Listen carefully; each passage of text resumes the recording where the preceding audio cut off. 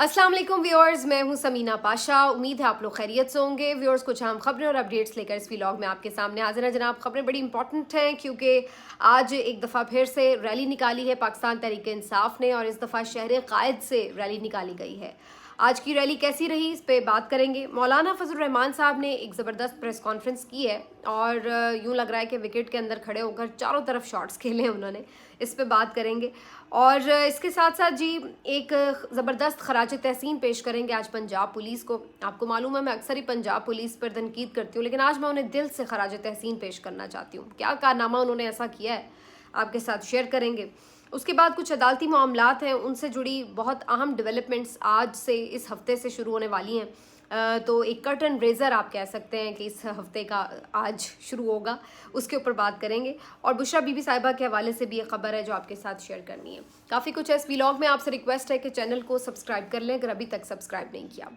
और इंटरेस्टिंग बात ये कि इन सब चीज़ों से पहले मैंने एक ट्वीट किया जिसमें मैंने जिक्र किया कि जो टाउट सहाफ़ी हैं वो आज ख़ास तौर पर बाहर निकल कर बहुत शोर मचा रहे हैं कि जी मुल्क के हालात बड़े बेहतर हो रहे हैं, मईशत संभल गई है वगैरह वगैरह। तो मज़े की बात ये कि उसके बाद से एकदम जैसे वो अटैक नहीं आता तो उस तरह का एक अटैक शुरू हुआ। और ज़बरदस्त बात ये थी उसमें कि मैंने तो हालांकि टाउट साफ़ी जनरलाइज वे में बात की थी, किसी का नाम तो नहीं लिया था, लेकिन जिसको लगा कि वो टाउट है तो वो खुद ही बाहर निकल के आके बताना शुरू हो गया कि यस मेरे बारे में बात हुई और मैं टाउट हूँ। तो मैंने बड़ा इन्जॉय किया इस बात को। ये इतने बेवकूफ़ हैं कि मतलब ना भी आपको डायरेक्टली किसी ने कुछ कहा हो तो आपको पहले ही पता चल जाता है कि जी हमारे बारे में ही बात हो रही है। तो इसी से ही पता लग जाए कि इससे पता ये लग रहा है कि इनको खुद भी पता है कि ये क्या है। एनीवेज आ जाते हैं जी अपनी आज की स्टोरीज़ के ऊपर। सबसे पहले जैसे मैंने कहा कराची में आज पीटीआई की तरफ से एक बड़ी ज़बरदस्त रैली निकाली गई और ये रैली प्रेस क्लब से मज़ार कायद तक निकाली गई। इस रैली में काफ़ी बड़ी तादाद में लोग शरीक हुए और बल्कि बड़ी इंटरेस्टिंग बात थी कि हालांकि इसकी बहुत ज़्यादा मैंने कैंपेन उस तरह से सोशल मीडिया पर नहीं देखी, वैसे ही ज़्यादा फोकस जो था वो रावलपिंडी के एहतजाज और उस चीज़ों की तरफ लगा रहा। तो बहुत ज़्यादा इसके ऊपर पाकिस्तान तहरीक इंसाफ की कोई कैंपेन उस तरह नज़र नहीं आ रही थी, लेकिन जो कराची की इनकी अपनी तंजीम है वो कहीं ना कहीं मुतहर्रिक बहरहाल रही है। और उसका नतीजा ये था कि आज ये बड़ी ज़बरदस्त रैली इन्होंने निकाली है। तो वो सारा ध्यान फोकस जो है वो पंजाब में और इधर उधर लगा हुआ है कि जी इधर रोक लें उधर रोक लें। तो इन्हें पता ही नहीं है कि चुपके चुपके नीचे से कराची सिरक सिरक के पीटीआई की तरफ चला गया। और अब लगता है कि सिर्फ कराची ही नहीं बल्कि और भी जो शहरी इलाके हैं वहाँ पर पाकिस्तान तहरीक इंसाफ काफ़ी तगड़ी हो सकती है अगर इसी तरीके से वहाँ पर काम होता रहा।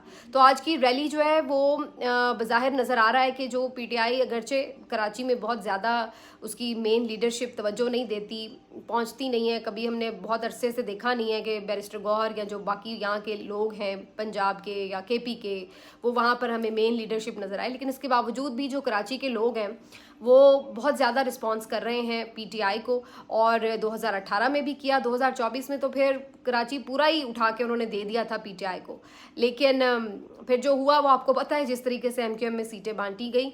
लेकिन बहरहाल हकीकत तो अपनी जगह मौजूद है और यही वजह कि आज वो हमें नज़र भी आ रही थी कि इतनी शानदार रैली इन्होंने निकाली। जो एक डिफरेंस है वो मैं आपके साथ ज़रूर शेयर करूँगी कि आप अंदाज़ा लगाइए कि बेशक पीपल्स पार्टी को जहाँ पर तनकीद करते हैं बहुत ज़्यादा, लेकिन यहाँ पर इन्होंने कोई उसको कोशिश नहीं की रैली को रोकने की, कोई कंटेनर्स लगाकर या छापे मारकर गिरफ्तारियाँ करके टीयर गैसिंग कुछ भी।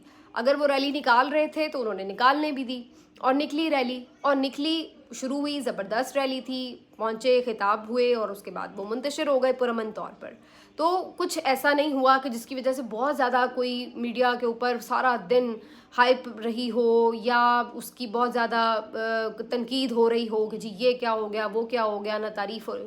तो मतलब अगर आप अवॉइड करना चाह रहे हैं पीटीआई को, जो कि एक मीडिया नेशनल मीडिया का हमें नज़र आता है रुझान कि जी पीटीआई को ज़्यादा डिस्कस नहीं करना, तो उसके लिए तो फिर सबसे बेहतर तरीका यही है कि आप उनको ना रोकें टोकें। अगर वो कोई एहतजाज करें कर के चले जाएंगे खुद ही, लेकिन रोकने टोकने से वो ऑटोमेटिकली कोई इवेंट बनता है और उस इवेंट से जो है वो फिर एक हाइप बनती है और फिर तनकीद भी हुकूमत पे हो रही होती है और दबाव भी सारा हुकूमत पे आ जाता है। तो जैसे मैंने कल भी बात की थी कि बहुत ही अनवाइज किस्म की ये हिकमत अमली है हुकूमत की कि जो ये प्रोटेस्ट को रोक कर उसका बहुत ज़्यादा ایک پریشر اپنے اوپر لے لیتے ہیں اور وہ نظر آ رہا ہوتا ہے. تو یہ آج یہاں پر پاکستان پیپلز پارٹی نے بہتر حکمت عملی اپنائی, انہوں نے کوئی روک ٹوک نہیں کیا, جس کی وجہ سے کوئی اتنا شور شرابہ نہیں ہوا, اور آرام سے انہوں نے اپنا ایونٹ کیا اور وہ بھی چلے گئے.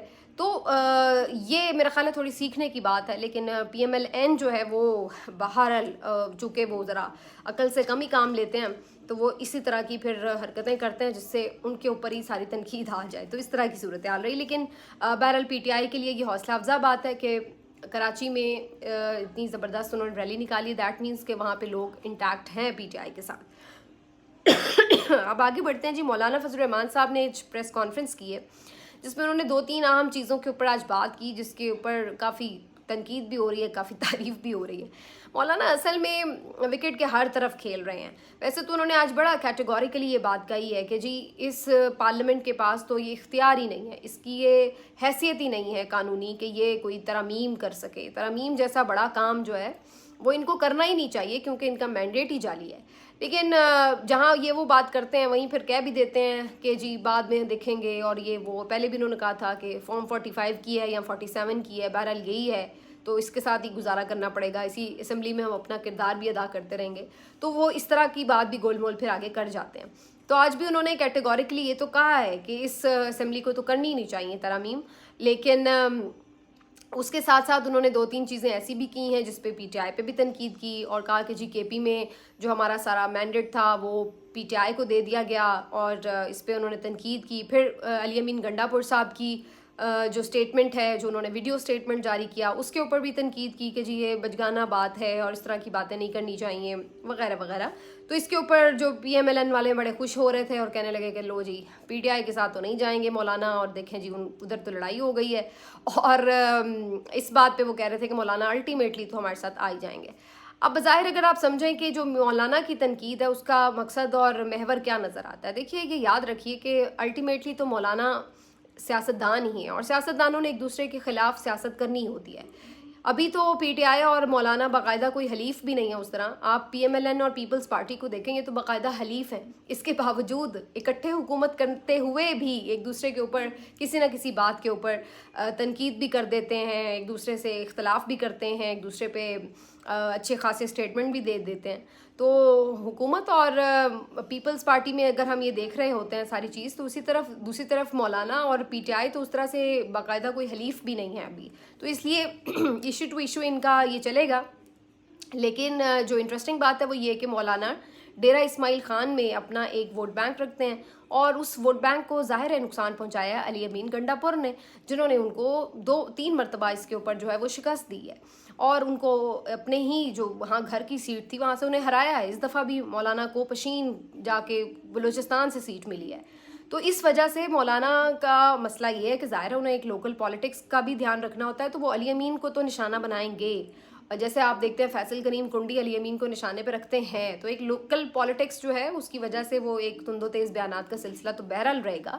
اور اس کے بعد یہ کہ پھر ایک ان کی تاریخ بھی ہے جس میں ایک دوسرے کے خلاف وہ بات کرتے رہیں. تو مولانا یہ نہیں کر سکتے کہ سارا ہی ایک دم وزن اٹھا کے پی ٹی آئی کے اس میں ڈال دیں. اور جہاں تک یہ بات ہے کہ وہ ترمیم میں ساتھ جائیں گے یا نہیں, اب اس کے امکانات اور بھی معدوم نظر آ رہے ہیں, کیونکہ میں نے آپ کو پہلے بھی یہ خبر دی تھی کہ مولانا قاضی فائز عیسیٰ کو ایکسٹینشن دینے یا ان کو کسی بھی سیٹ اپ میں برقرار رکھنے کے حق میں نظر نہیں آتے. اب یہ خبر بھی آ رہی ہے کہ ایون پیپلز پارٹی بھی شاید اب قاضی فائز عیسیٰ صاحب کو مزید اپنے ساتھ اس سیٹ اپ کا حصہ نہیں بنانا چاہتی.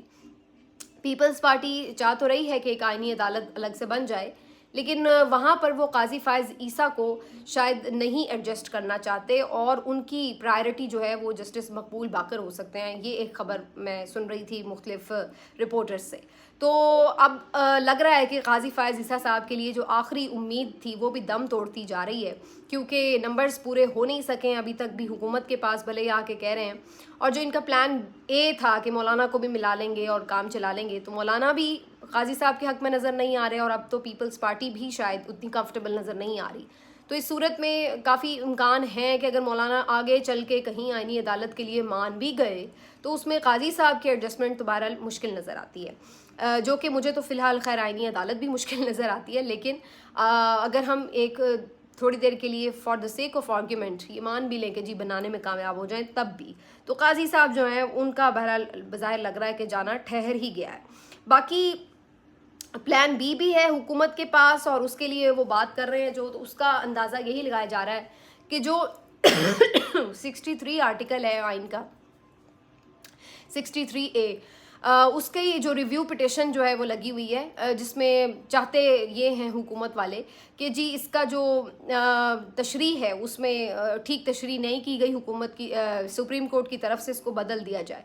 तो कभी इम्कान ये ज़ाहिर किया जा रहा है कि चूँकि एक बेंच भी ऐसा बनाया काजी साहब ने, जिसमें सिवाय जस्टिस मुनीब अख्तर के बाकी तमाम जजेस तकरीबन काजी साहब के हम ख्याल ही हैं, तो सब ये समझ रहे हैं कि काजी साहब इसकी तशरीह बदल देंगे और इसकी तशरीह के मुताबिक ये होगा कि जो वोट अगर आप PMLN के हैं, PTI के भी हक़ में डाल दें, या PTI के हैं PMLN के भी हक़ में जाके डाल आएँ, तो उस वोट को काउंट कर लिया जाएगा, भले बाद में डिस्क्वालिफिकेशन हो जाए। लेकिन पहले जो तशरीह आई थी, जो जस्टिस मुनीब अख्तर साहब का लिखा हुआ फैसला है, उसके मुताबिक तो वोट भी काउंट नहीं होगा, डिस्क्वालिफिकेशन भी होगी। और इसके ऊपर बहुत से लोग एतराज़ भी करते हैं, बहुत से कानूनी माहिर भी इवन एतराज़ करते हैं कि ये दुरुस्त तशरीह नहीं है।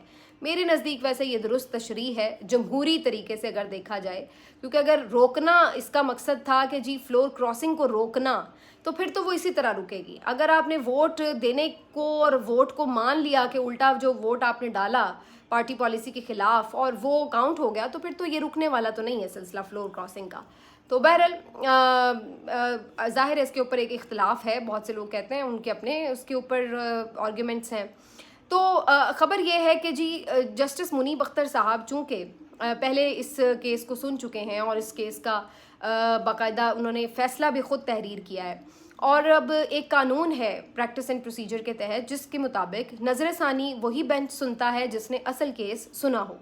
अब प्रॉब्लम यह है कि मुनीब अख्तर साहब के अलावा जो उस वक्त का बेंच था वो सब जजेस रिटायर हो चुके हैं, तो अब मजबूरी है कि मुनीब अख्तर साहब को तो इस बेंच पे होना ही है, क्योंकि एक तो वो ऑथर जज हैं और ये भी कहा जाता है कि ऑथर जज तो कम से कम लाजमी हो, तो ऑथर जज तो वही थे, और अब बाकी जजेस तो नहीं वो बैठ सकते क्योंकि वो रिटायर हो चुके हैं। तो अब नए जजेस तो साथ बैठेंगे रिव्यू सुनने के लिए, लेकिन ऑथर जज के बगैर क्या रिव्यू सुना जा सकेगा, ये एक अहम सवाल है। उसकी वजह ये है कि ख़बरें यही आ रही हैं, कोर्ट रिपोर्टर्स ये बताते हैं कि मुनीब अख्तर साहब कल ये केस नहीं सुनेंगे, और वो ये केस सुनने से पहले ही उठ जाएंगे ये कहकर कि जो प्रैक्टिस एंड प्रोसीजर के ऊपर नया ऑर्डिनेंस आया है उसके तहत जो कमेटी होनी चाहिए थी वो कमेटी मुकम्मल नहीं थी। जस्टिस मंसूर अली शाह साहब ने तो उसमें बैठे भी नहीं, और उनके अपने उस पर तहफ़्फ़ुज़ात हैं कि जी पूरा फुल कोर्ट ने एक चीज़ डिसाइड की थी, तो उसको अगर कुछ ऑल्टर किया था तो वो फुल कोर्ट ही उसको इंडोर्स करे, तो वो ये कुछ कानूनी निकात उठा कर उसके बाद वो उठ जाएंगे।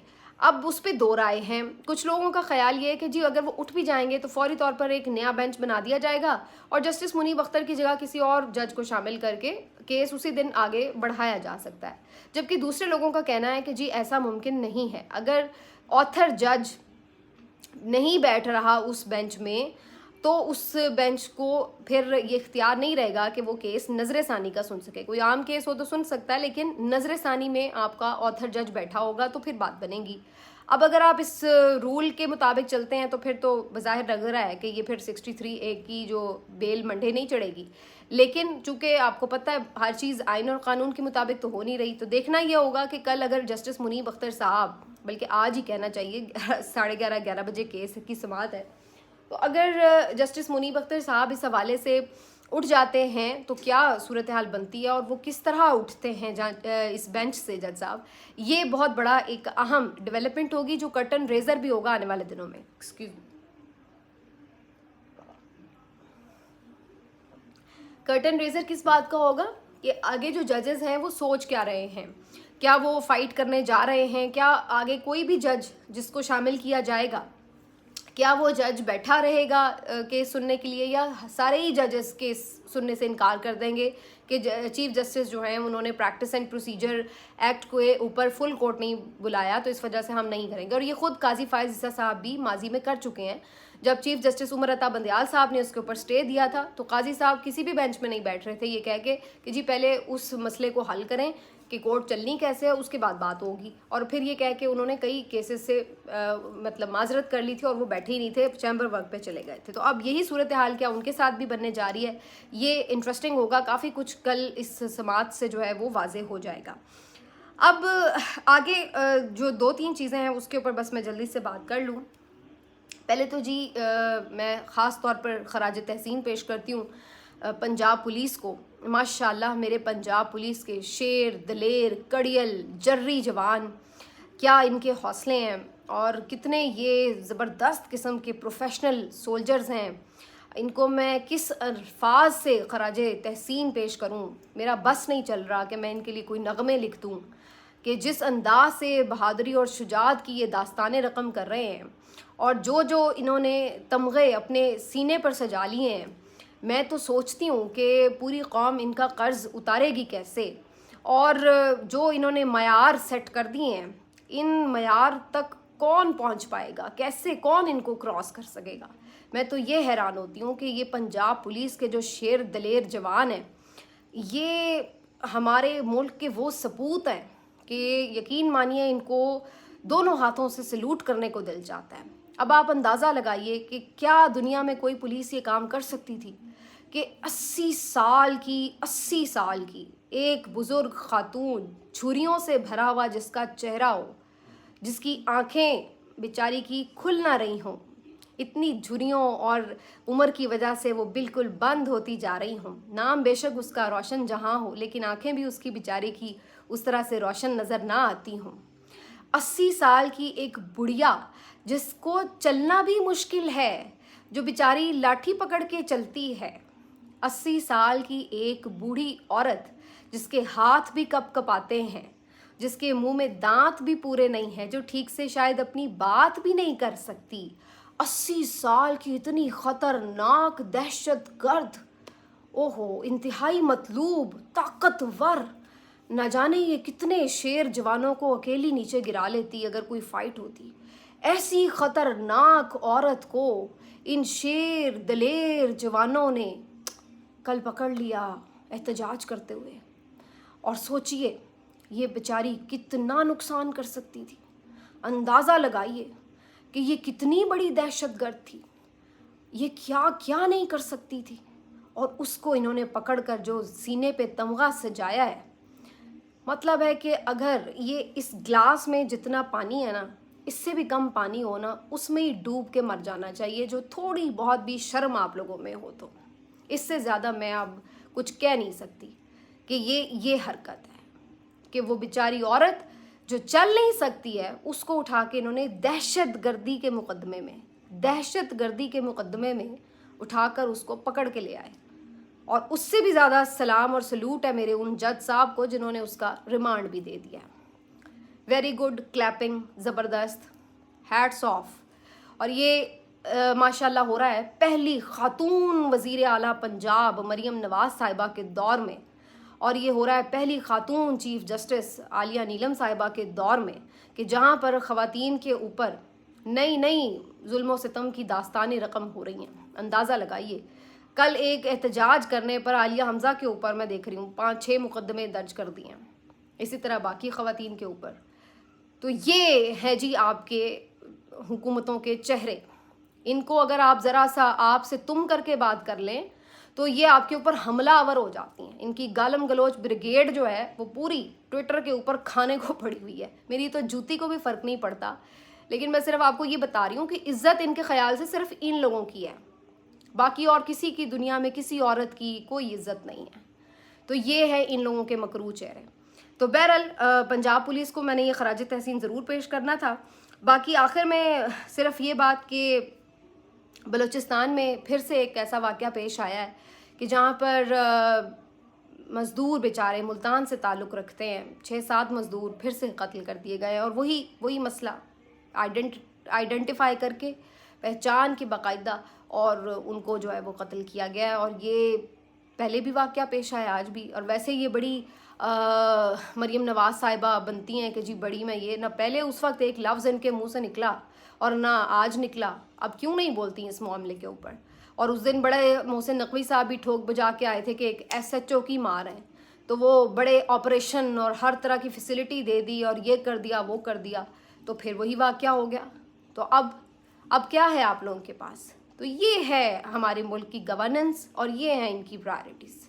ملتے ہیں آپ سے اگلے ویڈیو کو. اپنا خیال رکھیے. اللہ حافظ.